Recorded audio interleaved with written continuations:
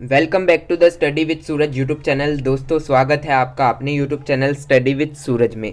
दोस्तों जैसा कि हम सब जानते हैं दिल्ली यूनिवर्सिटी के फर्स्ट सेमेस्टर के जो स्टूडेंट्स हैं उनके एग्ज़ाम चल रहे हैं, चाहे वो बीए प्रोग्राम के स्टूडेंट हो, बीए ऑनर्स के हो, बीकॉम के हो या बीकॉम ऑनर्स के हो, सभी स्टूडेंट्स के एग्ज़ाम चल रहे हैं। और बहुत से स्टूडेंट्स को कन्फ्यूज़न है कैसे एग्ज़ाम देना है और किस तरीके के क्वेश्चंस पूछे जाते हैं दिल्ली यूनिवर्सिटी में। तो आज मैं आपको कुछ क्वेश्चंस बताऊंगा कि किस तरीके के क्वेश्चंस पूछे जाते हैं। हालांकि यहाँ पर हम क्वेश्चंस पर डिस्कशन नहीं करेंगे, मैं ये पीडीएफ आपको डायरेक्टली प्रोवाइड करवा दूंगा, आप वहाँ पर पढ़ लीजिएगा। इस पीडीएफ को डाउनलोड करके जो मेरे द्वारा बनाया गया है मैं अपने टेलीग्राम चैनल पर इसे अपलोड कर दूंगा, आप वहाँ से देख लीजिएगा, इसे डाउनलोड कर लीजिएगा। हम यहाँ पर मैं आपको, मेरा मोटिव इस वीडियो को बनाने के पीछे ये है कि मैं आपको इन्फॉर्म कर सकूँ कि मैंने जो क्वेश्चन आंसर है उसका पीडीएफ बना लिया है, आप डाउनलोड कर सके। सो देखिएगा, इसमें क्वेश्चन ज़्यादा एम्फसाइज दिया जाता है सोर्सेज पर कि हिस्ट्री को रिकंस्ट्रक्ट करने के लिए, स्पेसिफिकली इंडियन जो हिस्ट्री है उसको रिकंस्ट्रक्ट या इंडियन हिस्ट्री को जानने के लिए कौन से सोर्सेज है और किस तरीके से हमें जानने को मिलता है। तो ये मोस्ट इंपॉर्टेंट क्वेश्चन है। फर्स्ट क्वेश्चन को आप बिल्कुल भी मत छोड़िएगा। मैंने यहाँ पर सारे ही जो मोस्ट इंपॉर्टेंट और ज़्यादातर जिसकी चांसेस है आने की, उन्हीं क्वेश्चंस को सिलेक्ट किया है। एंड उन्हीं क्वेश्चंस को, मुश्किल से 10 से 12 क्वेश्चंस हैं जिनको मैंने सिलेक्ट किया है पूरी ही बुक से। एंड यहाँ पर इन 10-12 क्वेश्चन को आप पढ़ लीजिएगा। मैं गारंटी दे सकता हूँ कि उसमें 3 क्वेश्चन तो डेफिनेटली आप करके आ जाएंगे। आप अच्छे से, मतलब मैं ये नहीं कह रहा कि सिर्फ मैंने जो पीडीएफ बनाया इसी में से सारे क्वेश्चन आएंगे।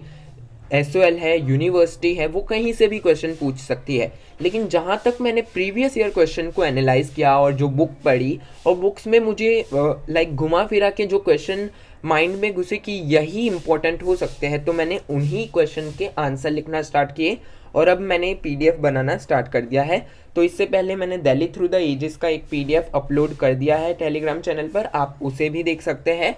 और अब कॉलोनियलिज्म एंड नेशनलिज्म भी धीरे धीरे मैं अपना प्रोजेक्ट बनाए हुए हूँ। धीरे धीरे सारे ही सब्जेक्ट के जो पीडीएफ है मैं वो अब अपलोड करता जाऊँगा टेलीग्राम चैनल में।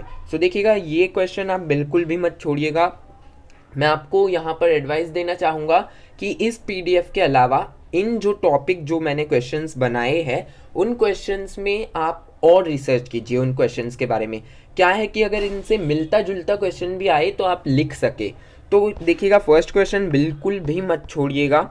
मैंने इसे हिंदी और इंग्लिश दोनों ही लैंग्वेज के स्टूडेंट्स के लिए बनाया है कि पुरातात्विक स्रोतों पर विशेष बल देते हुए इसके प्रमुख स्रोतों की विवेचना कीजिए। ये पीडीएफ आपको फ्री ऑफ कॉस्ट मेरे टेलीग्राम चैनल पर अपलोड कर दिया जाएगा, आप वहाँ से डाउनलोड कर लीजिएगा। कोई पैसा नहीं देना है।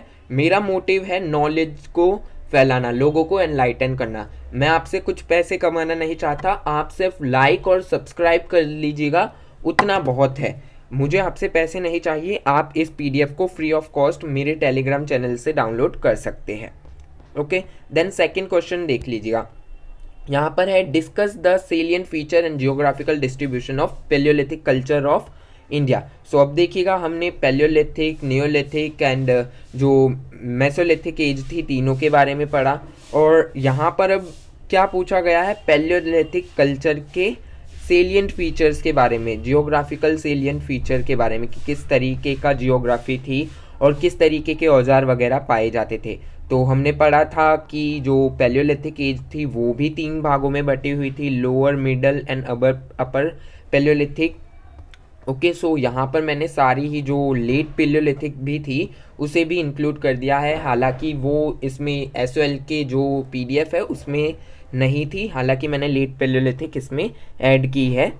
देन हिंदी में इसको भी मैंने लिखा है। ये एक बात बताना चाहता हूँ कि हिंदी में जो है वो मैंने गूगल ट्रांसलेशन की सहायता से इंग्लिश टू हिंदी ट्रांसलेट की है, तो माइनर मिस्टेक्स हो सकती है लाइक मात्राओं से रिलेटेड, बाकी सब ठीक है मैंने जहाँ तक पढ़ा है।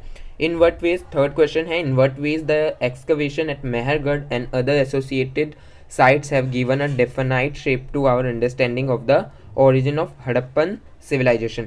तो यहाँ पर थर्ड यूनिट अगर आपने पढ़ी होगी हिस्ट्री की बीए प्रोग्राम की, तो वहाँ पर आपको हड़प्पन सिविलाइजेशन के बारे में जानने को मिलता है। और हड़प्पन सिविलाइजेशन के लिए आपको अगर नोट्स चाहिए जो मैंने 12th क्लास में बनाए थे, बहुत पुराने हैं, तो उन नोट्स को मैं आपको प्रोवाइड करवा सकता हूँ अगर आप चाहते हैं तो। हालांकि बीए प्रोग्राम के नोट्स जो न्यू सिलेबस है उसके हिसाब से मैंने अभी तक नहीं बनाए, मैं आपको प्रोवाइड करवा सकता हूँ अगर आप चाहते हैं तो। लिंक डिस्क्रिप्शन में है टेलीग्राम चैनल की, आप ग्रुप ज्वाइन कीजिए और वहाँ पर आप बोल सकते हैं नोट्स के लिए, या फिर कमेंट सेक्शन में भी आप बोल सकते हैं।